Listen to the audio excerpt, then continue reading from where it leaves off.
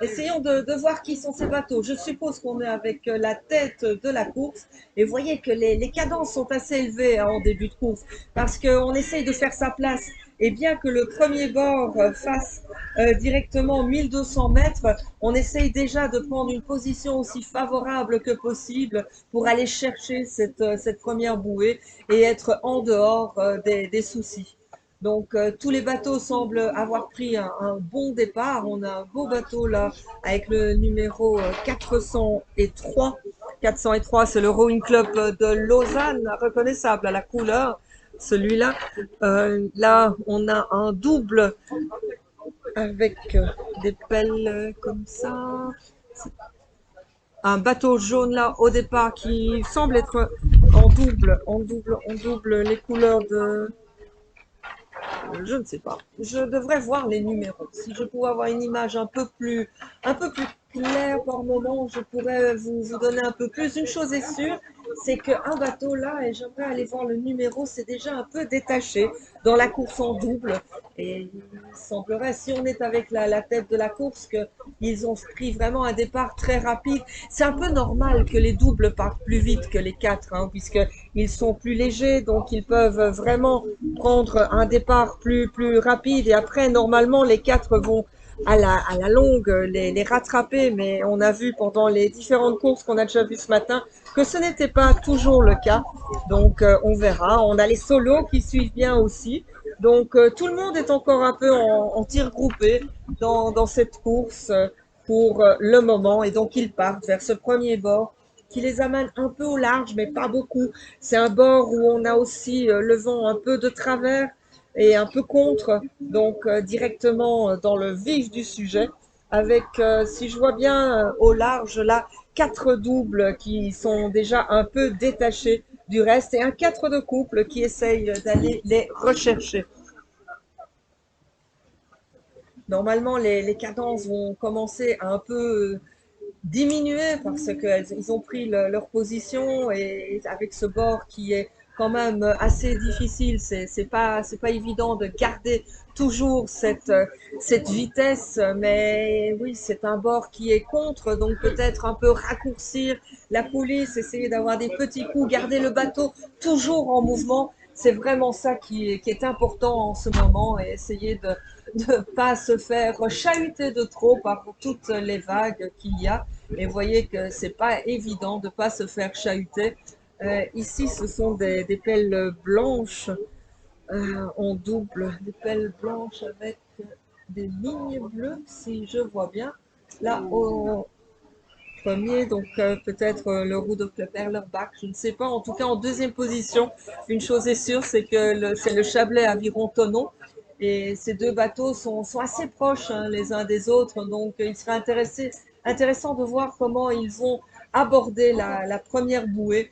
Évidemment, on doit toujours un peu faire attention parce que la caméra écrase un tout petit peu l'image, donc il se peut qu'ils soient un peu plus loin les uns des autres et je ne peux pas voir sur l'eau. Donc, il faudra aller voir à cette première bouée ce qui se passe pour vraiment voir. Mais vous voyez que c'est chaque coup d'aviron où il faut quasi reprendre le bateau parce que quand on tape une vague, ben, on se fait arrêter. Donc, c'est chaque fois redonner un gros effort pour le relancer. Et quand on est en solo ou en double, c'est tellement dur. En quatre, on a parfois un peu plus de facilité puisque les bateaux sont plus longs, donc normalement on se fait moins chahuter. Mais regardez ce double là au milieu, on a l'impression vraiment qu'il déploie tous les efforts et qu'il a beaucoup de mal à avancer. Ici c'est un bateau. J'ai vraiment du mal à lire les numéros, je suis désolée. Là c'est un bateau de Lausanne avec les pelles bleues. Et on verra la première bouée, parce que la bouée A, donc après les premiers 1200 mètres, on va avoir des temps normalement, donc ça nous permettrait d'un peu regarder qui est là. Ici, le 1118, non, 1116. 1116 qu'on voit là à l'écran, c'est un double du Rowing Club de Lausanne avec Katrina, Alexis, Marie Edmunds et Natalia Horns. qu'on a le 204. Le 204, c'est Lausanne Sport avec Adriana Perez Rotondo, qui est une rameuse qui ramait avant à Cambridge et qui a gagné Oxford-Cambridge, parce que chez les femmes, je pense que c'est toujours Cambridge qui a gagné, et elle a pas mal de médailles en championnat universitaire aussi. Et là, elle rame avec Paolo Matana, qui a barré là tout à l'heure. Donc, il a déjà un peu senti le champ de course. Il sait déjà un peu par où il faut aller et voir qu'il est champion suisse en 4 de couple master mixte AB, ainsi qu'en homme et troisième place en double. Donc, un beau palmarès en aviron ici aussi. Et donc, une fois qu'on aura passé la première bouée, je vous donnerai un peu qui participe à cette course. Comme ça, on aura une vision d'ensemble des bateaux.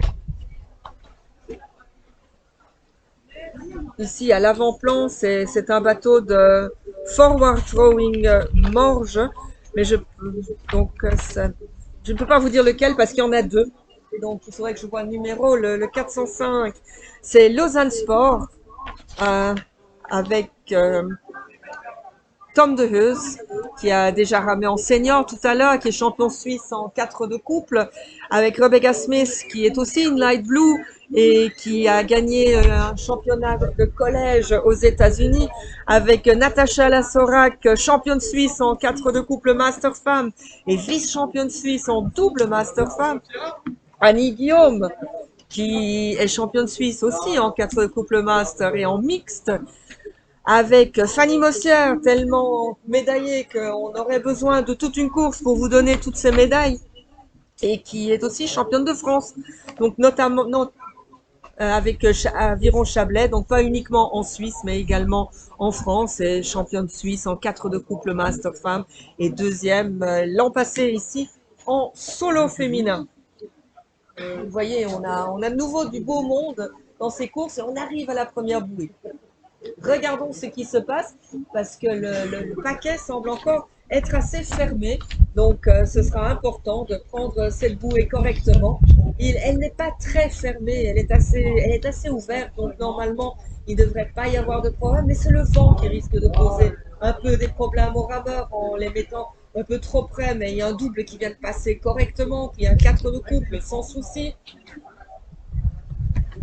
Là, on a deux bateaux qui arrivent quasi ensemble, l'un qui passe très à l'intérieur, et puis un autre un peu plus au large. Et puis ici, on a un bateau qui tourne très très court, donc il va un peu falloir voir ce qui se passe parce que on en a un autre et malheureusement, il y a un accrochage là. Et ça, c'est le pire qui peut se passer parce que les deux bateaux sont arrêtés. Il faut vraiment faire attention, hein. C'est dommage que ces bateaux aient ce problème maintenant parce qu'ils vont perdre énormément de temps et aussi peut-être des pénalités, mais ça on le verra plus tard parce que on ne les a pas directement. Alors ce sont beaucoup de double mix là qui sont déjà passés, donc on a déjà des temps. Qui est passé en premier dans ce double mixte? Eh ben, c'est l'Aviron Chablais Tonon avec Simon Dubolo et Cindy Pellegrino. Je vous ai donné tout leur palmarès tout à l'heure. Ils ont une expérience, ils savent comment virer, ils savent comment utiliser la mer sans souci. En deuxième position, c'est... Ah non, je me suis trompée, désolé, c'est Ruderklöpperlerbach, Yannick Rachle et Ayana Yat qui sont premiers là au virage avec 7 secondes d'avance sur le Chablais Aviron Tonon. Ensuite, nous avons, je suis à 7,17, nous avons à 7,42 le deuxième club de la deuxième équipe de Erlenbach avec Mara Bless et Félix Locke. Ensuite, 7,49, nous avons la Société Canottière Idilicarno avec Giulia Maghini et Lauro Buffi. Donc, on est toujours dans les mixtes là. Et donc, les autres bateaux, tous les bateaux mixtes sont déjà passés, hein. Tous les bateaux là sont déjà passés. Et c'est une course qui compte pour le championnat suisse. Donc, on va devoir voir ce qui se passe dans cette course. Les médailles sont à la clé. C'est des titres aussi de champion suisse. Donc, il va falloir voir. Mais évidemment, les bateaux de Chablais-Aviron-Tonon ne peuvent pas concourir pour le championnat suisse, hein. Donc, ils auront évidemment un prix parce qu'ils rament super bien et le font, mais ils ne seront pas sacrés champions suisses puisqu'ils sont français.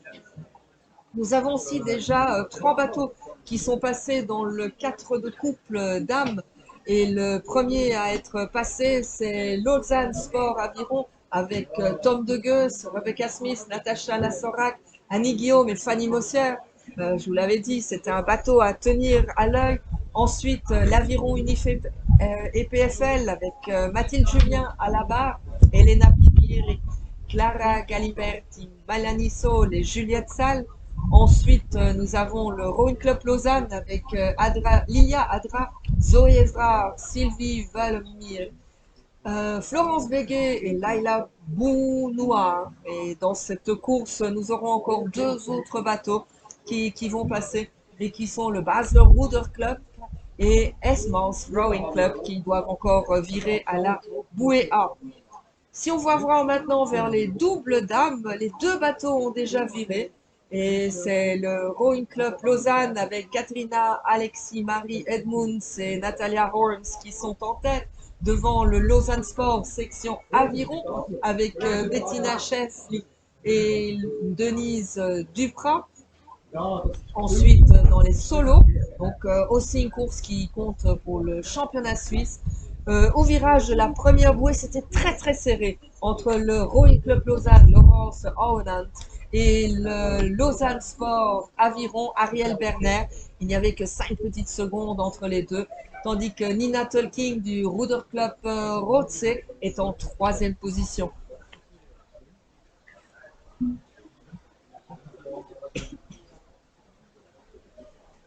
Et il y a toujours 2 bateaux qui ne sont pas passés en 4 de couple, donc ils arriveront un peu plus tard. Là, le bord entre la bouée A et la bouée B est assez court. Ce n'est que 500 mètres et là, le virage est très serré. Hein. Donc, ce sera bon pour les bateaux qui ont pris un peu d'avance et espérons qu'il n'y a plus de problème comme nous en avons vu un tout à l'heure. Qu'ils auront appris un peu la leçon aussi et qu'ils feront attention. Ils vont revenir dans un bord. Vous voyez là, ils sont déjà dans ce bord qui est parallèle quasi à la côte et qui donc va de nouveau les chahuter de bâbord à tribord, de tribord à bâbord, ainsi que d'avant en arrière. Et donc, il faut vraiment ramer très technique pour pouvoir s'utiliser dans ce bordage.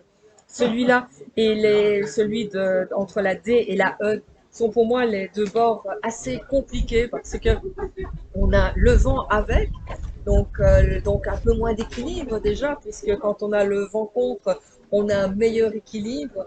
Et donc, fixer les avirons dans l'eau quand le vent est avec, c'est plus compliqué. Il faut vraiment avoir cette facilité, cette manière d'aller chercher l'eau et bien fixer pour pouvoir pousser et s'employer.